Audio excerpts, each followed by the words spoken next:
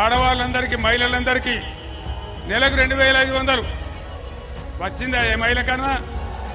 కేసీఆర్ కళ్యాణ లక్ష్మికి ₹1,00,000 ఇస్తాడు. మేము దాని సోపతికి తులం బంగారం ఇస్తామన్నారు. ఇచ్చిండ్రా? తులం తుస్తుమన్నదా? బోనస్ బోగస్ అయిందా? నిజమేనని చెప్పేది.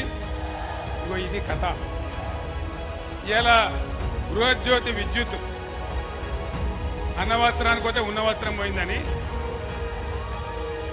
అది ఇస్తే ఇలా మొత్తుకుంటా ఉన్నారు జనం. అన్న ఇంతకుముందు మాకు 800 వచ్చేది, ఇవాళ మాకు 1500 1600 బిల్లు పడుతుందని మొత్తుకుంటా ఉన్నారు. అది ఫెయిల్ చేసింది.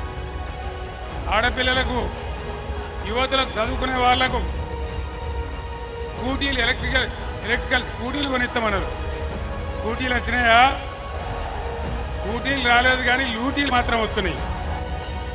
కాబట్టి మొత్తం వాగ్దానాలు భంగం చేసి రైతాంగం నోట్లో మట్టి కొట్టి నిరుద్యోగ యువకులకు మెగాటి చేసి దగా చేసి మోసం చేసింది ఇప్పుడున్న కాంగ్రెస్ ప్రభుత్వం.